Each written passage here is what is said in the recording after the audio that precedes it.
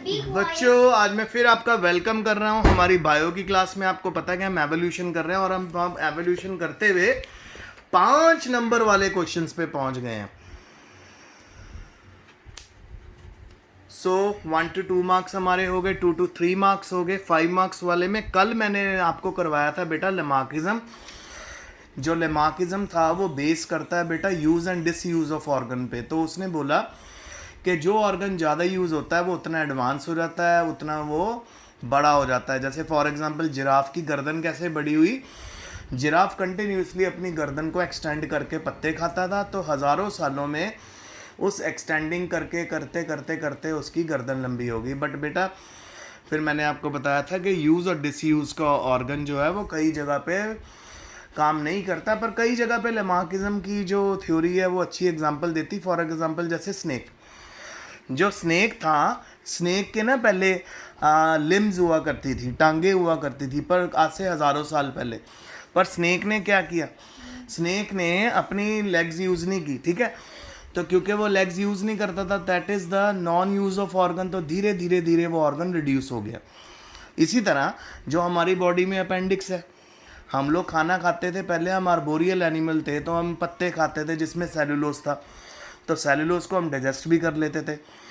और finally cellulose हमारे appendix में डाइजेस्ट होता था, क्योंकि अपेंडिक्स में सेलुलोज को डाइजेस्ट करने वाला एंजाइम था। फिर धीरे धीरे हम लोगों ने खाना पका के खाना शुरू कर दिया। तो जब हम खाना पका के खाने लग गए तो जो सेलुलोज था वो तो खाना बनाते हुए ही ऑक्सीडाइज हो जाता है, तो यानी हमारे खाने में सेलुलोज होता नहीं था, ठीक है। तो फाइनली इतने सालों से हमने सेलुलोज खाना छोड़ दिया, तो धीरे धीरे हमारी बॉडी में अपेंडिक्स का साइज भी छोटा हो गया और अब वो किसी काम का नहीं रहा, ठीक है। हाँ, नुकसान जरूर है, अगर अपेंडिक्स में खाना फंस जाए गलती से तो अपेंडिसाइटिस हो जाता है। चले आगे। सो बेटा आज मैं आपको करवाने वाला हूँ सबसे बेस्ट और सबसे इम्पोर्टेंट क्वेश्चन, वो है डार्विनिज्म। ये वो थ्योरी है जिसको हर जगह एक्सेप्ट किया गया, सर्वाइवल फॉर द फिटेस्ट। आइए पढ़ें। What are the salient feature of Darwinism? अच्छा, डार्विनिज्म ने एक्सप्लेन की थी थ्योरी ऑफ एवोल्यूशन अपनी बुक में, और उसकी बुक का नाम था the origin of species bye means of natural selection. Origin of species bye means of natural selection. तो आइए द मेन पॉस्टुलेट की बात करें। सबसे पहले ज्योमेट्रिक इंक्रीज।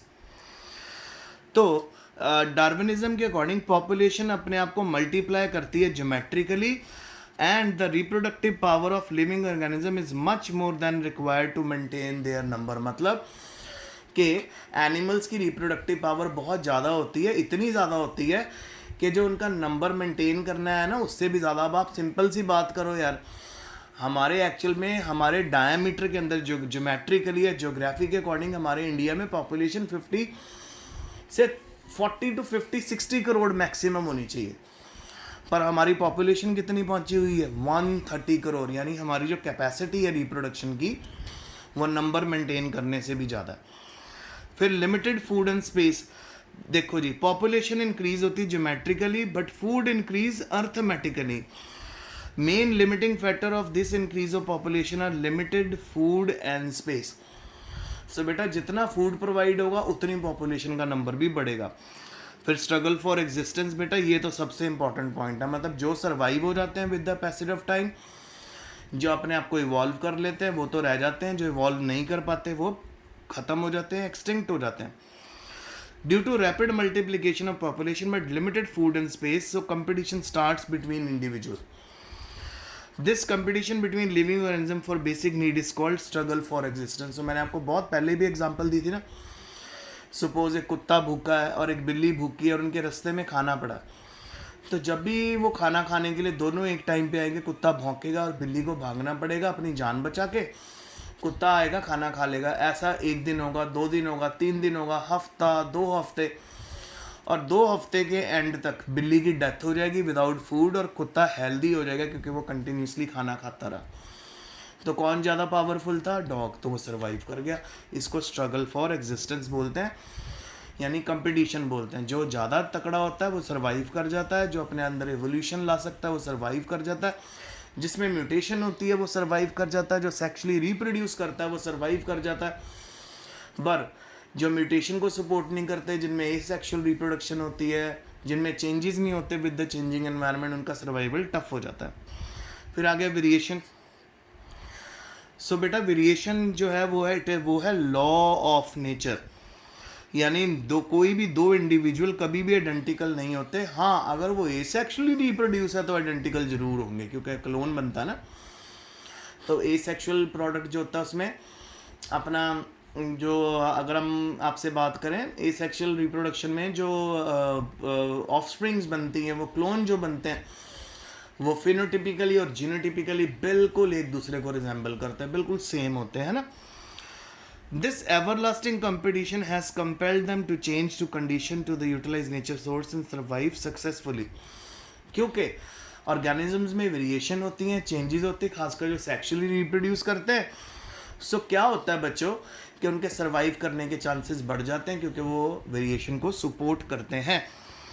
अच्छा, फिर आ गया जी नेचुरल सिलेक्शन और सर्वाइवल ऑफ द फिटेस्ट। ये तो मैंने आपको ऑलरेडी अभी एग्जांपल दे दी है कि जो इंडिविजुअल ज़्यादा पावरफुल है, जिसके अंदर ज़्यादा एवोल्यूशन हुई है, जिसके अंदर ज़्यादा चेंजेस आए हैं एनवायरनमेंट के साथ, वो अच्छे से सर्वाइव कर पाएगा, दूसरा नहीं कर पाएगा।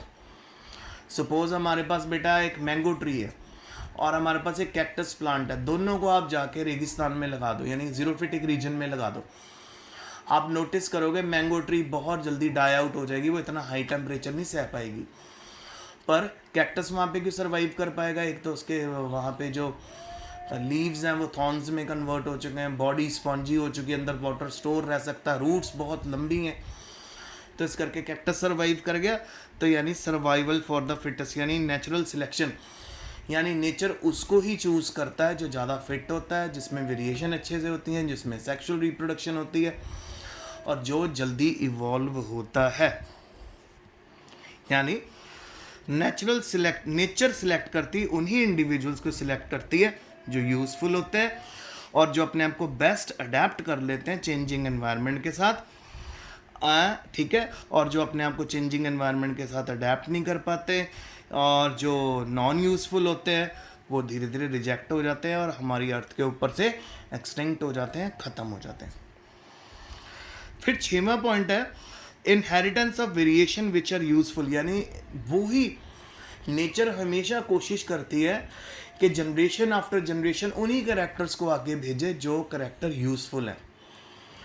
जो कैरेक्टर यूजफुल नहीं है उनको आगे नहीं भेजा जाता। फिर नेक्स्ट है बेटा speciation. Useful variations are inherited from one generation to another, ठीक है। यूजफुल वेरिएशन एक जनरेशन से दूसरी जनरेशन में जाती हैं और यूजफुल वेरिएशन इकट्ठी होने लग जाती हैं जनरेशन आफ्टर जनरेशन, और फाइनली वेरिएशन इतनी ज़्यादा बढ़ जाती हैं कि जो इंडिविजुअल है वो विद नंबर ऑफ जनरेशन्स के बाद एक नई स्पीशीज़ में ही चेंज हो जाता है। आप अपना एग्जांपल ले लें, मंकी से पहुँचे हम लोग एप में, एप से पहुँचे अर्ली मैन में, अर्ली मैन से पहुँचे मॉडर्न मैन में, बिल्कुल ही चेंज हो गया। आज मंकी को खड़ा कर दें आप अपने साथ, कितना ज़्यादा डिफरेंस है हमारे और मंकी के बीच में। सो मंकी से मॉडर्न मैन तक पहुंचते हुए जितनी यूज़फुल चेंजेस थी, वेरिएशंस थी, वो ऐड होती गई और नॉन यूज़फुल डिलीट होती गई और फाइनली आज हम यहाँ पहुँच गए। तो क्या हम ह्यूमन बींग्स ऐसे ही रहेंगे? नहीं, क्योंकि हम भी चेंजिंग एनवायरनमेंट के साथ चेंज हो रहे हैं, तो आने वाले हज़ारों सालों में हमारी बॉडी में भी चेंज आएगा। और आजकल तो साइंटिस्ट एक डिस्कवरी और कर रहे हैं कि नेक में एक नई बोन आने लग गई है। क्यों? क्योंकि मोस्ट ऑफ द टाइम हम सबकी आदत हो गई है कि हम गर्दन झुका के मोबाइल बहुत यूज़ करते हैं, तो यानी एक नई बोन का एडिशन होना शुरू हो गया। तो आप देख रहे हो कैसे वेरिएशंस आती हैं, जनरेशन आफ्टर जनरेशन चलती रहती हैं। तो ये स्पीसिएशन था, कैसे स्पीशीज़ बनती है, मतलब नए कंटिन्यूसली वन जनरेशन के टू नेक्स्ट जनरेशन नई वेरिएशंस ऐड होती रहती है। फाइनली वेरिएशंस इतनी ज़्यादा बढ़ जाती हैं कि बिल्कुल ही नया इंडिविजुअल बन जाता है। अच्छा, अब ज़रा एविडेंस देखें जो डार्विनिज्म को सपोर्ट करता है। पहला एविडेंस है there is a close parallelism between natural selection and artificial selection.